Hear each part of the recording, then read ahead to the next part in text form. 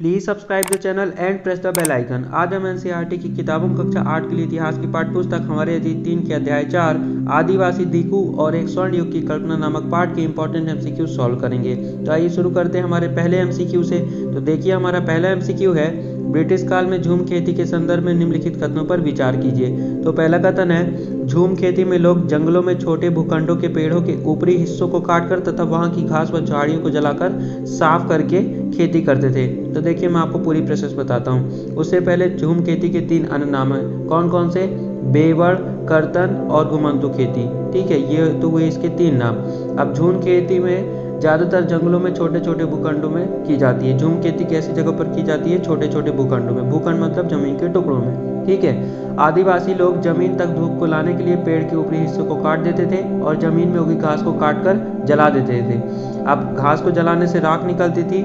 उस राख में होती थी पोटास, जो कि जमीन को बहुत उपजाऊ बना देती थी। इस वजह से अच्छी खेती होती थी। ठीक है, अब यह खेती करने वाले लोग किसान जो होते थे, आदिवासी किसान, वे पूर्वोत्तर और मध्य भारत की पर्वतीय जंगली पट्टियों में रहते थे। बिल्कुल सही। तो आपके दोनों कथन जो है सही है। ठीक है, इसलिए आपका कौन सा ऑप्शन सही होगा? आपका ऑप्शन सी सही होगा, 1 और 2 दोनों। आइए अब हम आगे बढ़ते हैं हमारे अगले एमसीक्यू पर। तो देखिए हमारा एमसीक्यू नंबर दूसरा है, ब्रिटिश काल में आदिवासी मुखियाओं तथा उनकी परिस्थिति के संदर्भ में निम्नलिखित कथनों पर विचार कीजिए। अब देखिए आदिवासी मुखिया कैसे बने? तो देखिए आदिवासियों का समूह है। ठीक है, समूह जिसकी आर्थिक स्थिति अच्छी होती थी वह उस समूह का या समुदाय का मुखिया बन जाता था। ठीक है, तो उन मुखियाओं का क्या हुआ जब औपनिवेशिक काल आया, यानी जब अंग्रेजों का शासन हो गया। ठीक है, तो देखिए क्या हाल हुआ। पहला है कथन, आदिवासी मुखियाओं का जमीन पर मालिकाना हक तो बना रहा, लेकिन उनकी शासकीय शक्तियां छिन गई। वे मुखिया थे तो शासन अच्छे से चला सकते थे, लेकिन उनकी शक्तियां छिन गई जब ब्रिटिश शासन आया। अब देखिए दूसरा कथन है, आदिवासी मुखियाओं को अंग्रेजों के प्रतिनिधि के रूप में काम करना पड़ता था तथा उन्हें नजराना देखना पड़ता था। अब देखिए अंग्रेज अफसरों को नजराना यानी कुछ उपहार, पैसे और जंगलों की अन्य मुख्य रूप से उपयोगी चीजें, इमारती लकड़ी वगैरह देनी पड़ती थी। ठीक है, अब देखिए उसके अलावा जो मालिकाना हक था वो बना रहा, ये तो हमने पढ़ लिया, लेकिन इन्हें प्रतिनिधि के रूप में काम करना पड़ता था। किन्हें? आदिवासी मुखियाओं को। प्रतिनिधि कैसे? मतलब अंग्रेज जो भी काम करने के लिए यहाँ कहते तो हाँ ये काम हम यहाँ पे करवा देंगे, उनके प्रतिनिधि बन गए थे। ठीक है, अब देखिए पहला और दूसरा सही है। तीसरा कथन है, अंग्रेजों के आने से पहले कई जगहों पर आदिवासी मुखियाओं की अपनी पुलिस होती थी और वे जमीन एवं प्रबंधन की स्थायी नियम खुद बनाते थे।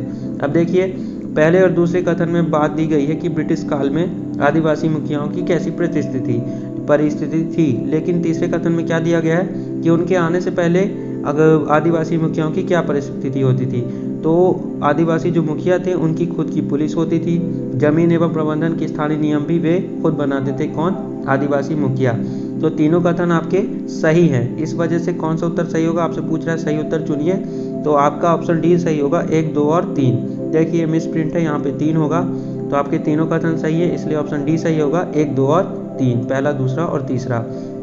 आइए अब हम आगे बढ़ते हैं हमारे अगले एमसीक्यू पर। तो देखिए हमारा एमसीक्यू नंबर तीसरा है, 19वीं और 20वीं शताब्दियों के दौरान देश के विभिन्न भागों में जनजातीय समूहों ने बदलते कानूनों, अपने व्यवहार पर लगी पाबंदियों, नए करों और व्यापारियों व महाजनों द्वारा किए जा रहे शोषण के खिलाफ कई बार विद्रोह किए। ऐसे विद्रोहों के संदर्भ में निम्नलिखित में से कौन सा क्रम सही है?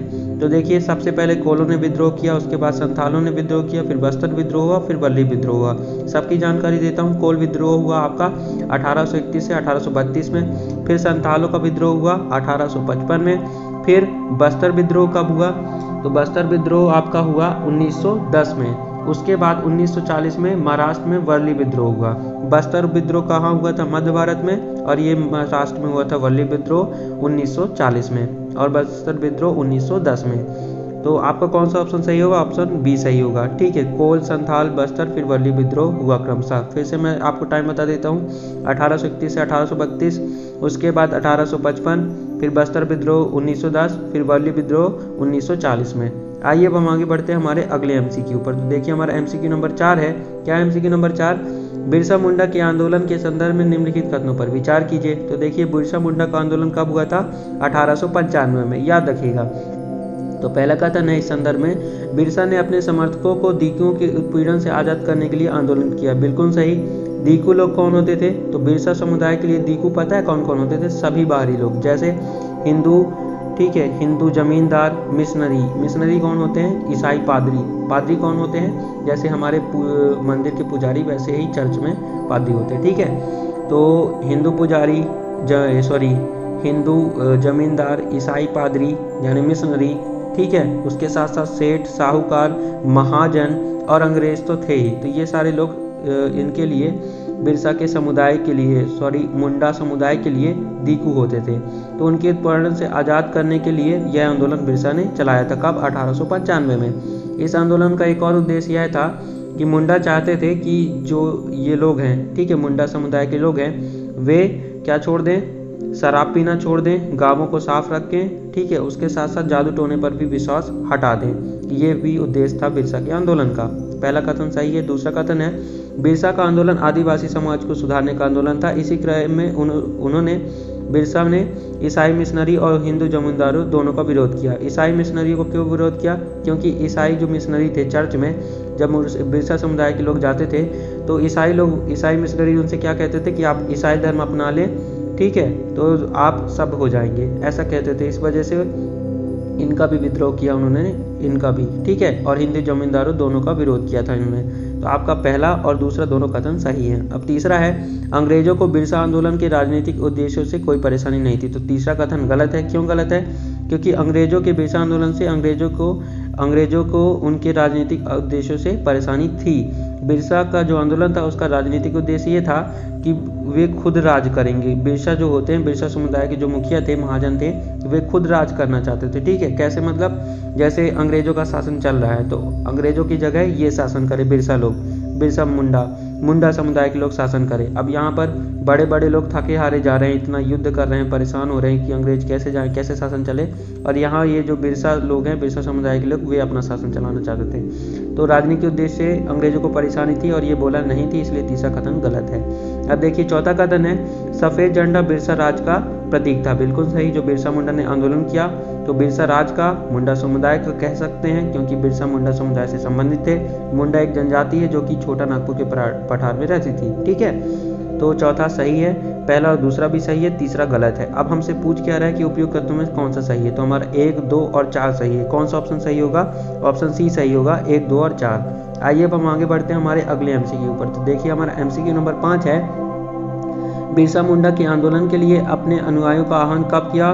बिरसा मुंडा ने अपने आंदोलन के लिए अनुयायियों का आह्वान 1895 में किया। उसे अंग्रेजों द्वारा कब गिरफ्तार किया गया? तो बिरसा मुंडा को अंग्रेजों द्वारा 1895 में ही गिरफ्तार कर लिया गया। उसके बाद 1897 में वो वापस आए और फिर से उन्होंने लोगों को इकट्ठा करना शुरू कर दिया आंदोलन के लिए फिर से, ठीक है। याद रखिएगा ऑप्शन सी सही है। बिरसा मुंडा ने आंदोलन 1895 में शुरू किया और उन्हें गिरफ्तार भी 1895 में किया गया था। अब देखिए हमारा एमसीक्यू नंबर 6 है। क्या है हमारा एमसीक्यू नंबर 6? बिरसा मुंडा की मृत्यु निम्न में से किस कारण हुई थी? तो देखिए बिरसा मुंडा की मृत्यु हैजा से हुई थी। किस बीमारी से हुई थी? हैजा से। हैजा बीमारी से मृत्यु कब हुई थी? 1900 में, ठीक है। याद रखिए कब? 1900 में। उन्होंने आंदोलन कब किया था? 95 में, ठीक है। बिरसा मुंडा ने आंदोलन कब किया था? 1895 में, ठीक है। 1895 में बिरसा मुंडा ने आंदोलन किया। 1895 में ही उन्हें गिरफ्तार कर लिया गया और 2 साल की सजा सुनाई गई। उसके बाद 1997 में वापस आए, फिर से उन्होंने लोगों को इकट्ठा करना शुरू कर दिया, ठीक है। 1997 से वे कंटिन्यू काम करते रहे। फिर जब 1900 आया तो सन 1900 में हैजा से उनकी मृत्यु हो गई। किसकी? बिरसा मुंडा की। तो कौन सा ऑप्शन सही होगा? ऑप्शन ए सही होगा, हैजा।